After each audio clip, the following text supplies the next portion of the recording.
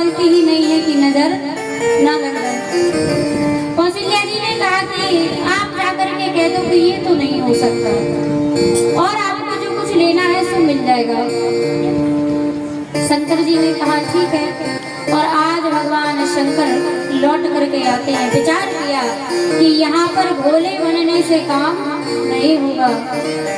काकभूषुंड जी के पास पहुंचे और काकभूषुंड जी से कहा कि अयोध्या नहीं चलोगे। काकभूषुंड जी ने कहा क्यों?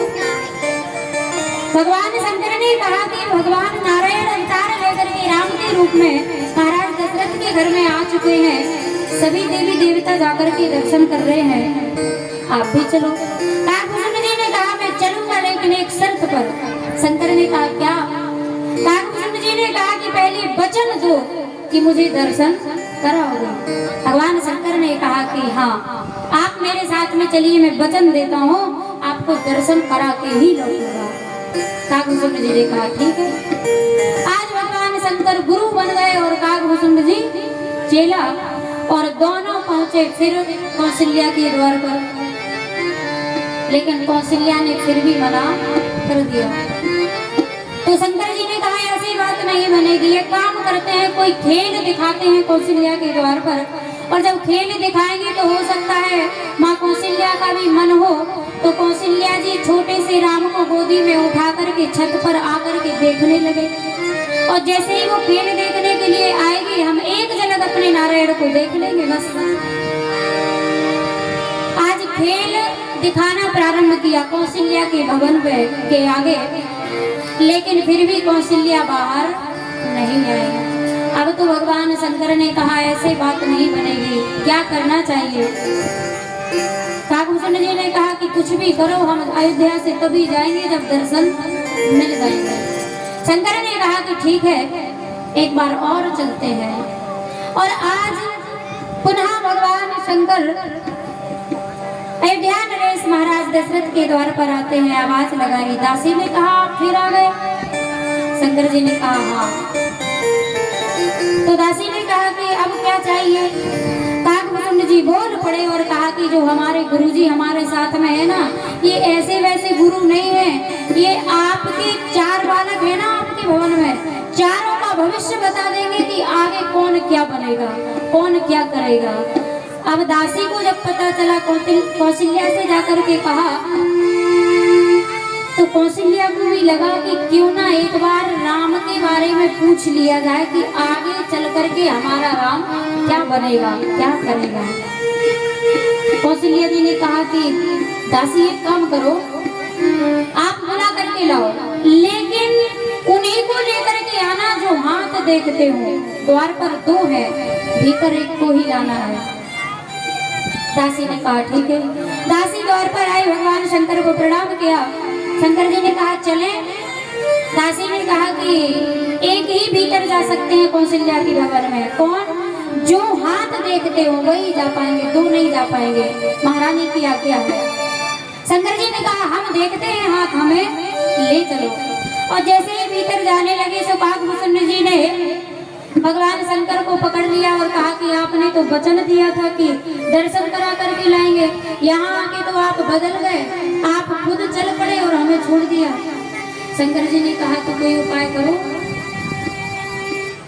तो आज भगवान शंकर ने कहा दासी से कि देखो, मैं आंख बंद करके हाथ देखूंगा, लेकिन मेरी जो भाषा है वो तुम्हें समझ में नहीं आएगी, इसलिए मेरा चेला आपको सरलता के साथ में समझा देगा, इसलिए दोनों को जाना पड़ेगा। दासी ने कहा अगर ऐसा है तो दोनों चलो। और आज भगवान शंकर कहते हैं देवी, हम रूप बदल करके दोनों जब कौशल्या के भवन में पहुंचे तो मेरे नारायण आज बाल रूप में पालना में लेटे हुए थे, और आज कौशल्या ने अपनी गोदी में उठाया और भगवान शंकर की गोदी में लेटा दिया।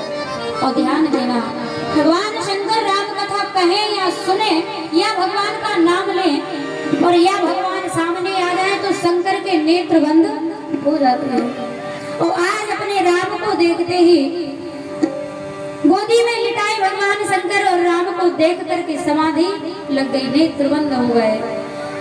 अब शंकर जी की तो आंख बंद है, लेकिन काकभूषुंड जी की हालत, काकभूषुंड जी ने ऐसे ही भगवान राम के दर्शन किए, राम को देखा सो देखते ही रह गए, पलक गिराना भी छोड़ दिया। अब एक आंख नहीं खोल रहा है और दूसरा पलक भी नहीं झपक रहा है, देख रहा है, सो देखे जा रहा है। जब बड़ी देर हो गई तो कौशल्या ने दासी से कहा कि दासी, एक आंख नहीं खोल रहा है, दूसरा पलक नहीं झपक रहा है, क्या हो गया?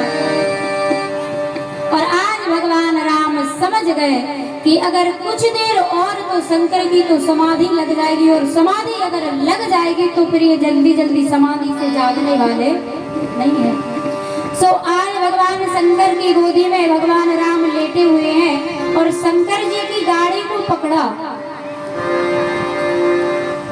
गोदी में लेट करके शंकर जी की दाढ़ी को पकड़ करके हिलाया राम ने और कहा कि महादेव, ये कैलाश पर्वत नहीं है जो समाधि लगाने की कोशिश कर रहे हो, ये कौशल्या का भवन है, चोरी पकड़ जाएगी, नेत्र खोलो। और जैसे ही नेत्रों को खोला तो कौशल्या ने हाथ जोड़ करके कहा, क्या हुआ?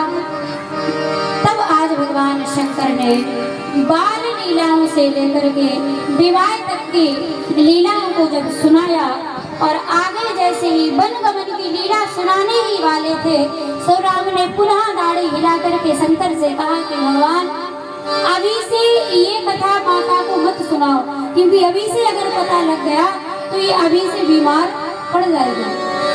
शंकर जी ने कहा ठीक है, जो आज्ञा। और आज भगवान शंकर ने बड़े प्रेम से दर्शन किए। मन ही मन में राम प्रणाम कर रहे हैं शिव को और शिव प्रणाम कर रहे हैं राम को। और आज जैसे ही उठा करके कौशल्या की गोदी में दे करके जैसे ही भगवान शंकर गए तो ध्यान देना, जैसे ही शंकर जी भवन से बाहर निकले तो आज भगवान राम ने रोना प्रारंभ कर दिया। और राम जब रोए तो ध्यान देना, जब जब राम रोए हैं, जब जब साथ में भरत रोए हैं। राम ने रोना प्रारंभ किया तो भरत रोए तो लक्ष्मण और शत्रुघ्न भी रोने लगे। और एक बालक जहाँ रोता है बड़ी आवाज आती है, यहाँ चार एक साथ में जब रोना प्रारंभ करते हैं, तीनों महारानी परेशान, आखिर हुआ क्या? महाराज दशरथ के यहाँ खबर पहुंची। दशरथ जी ने कहा कि कौशल्या क्या हुआ? एक नहीं चारों पुत्र रो रहे हैं, क्या बात है? दासी बोल पड़ी, हमें लगता है जो बाबा आए थे वो जादू टोना करके चले गए। कौशल्या ने कहा कि एक काम करो, उन्हें दोबारा से लौटा करके लाओ। और आज जैसे ही दासी पहुंची, शंकर भगवान को आवाज लगाई, शंकर जी से कहा आप पुनः चलिए, महारानी ने बुलाया है। और आज जैसे ही महारानी की बात सुनकर के भगवान शंकर लौट करके आए और शंकर जी ने मन ही मन में भगवान राम से कहा कि प्रभु ये लीला क्यों, क्या जरूरत है रोने की? राम जी ने कहा कि मेरा ऐसा मन है कि आप यहीं पर ठहर जाइए, रुक जाइए। भगवान शंकर ने कौशल्या से कहा कि क्या बात है, दोबारा क्यों बुलाया? कौशल्या जी ने कहा आपने दर्शन तो कर लिए मेरे पुत्र के, लेकिन आशीर्वाद नहीं दिया, और बिना संत के आशीर्वाद के कोई आगे बढ़ने वाला नहीं है। आज भगवान शंकर राम को लेकर के आशीर्वाद देते हैं और कौशल्या से कहते हैं कि कौशल्या कि जुग जुग जीवे रे कौशल्या मैया, जुग जुग जीवे रे कौशल्या मैया, इंद्रो रत्ना।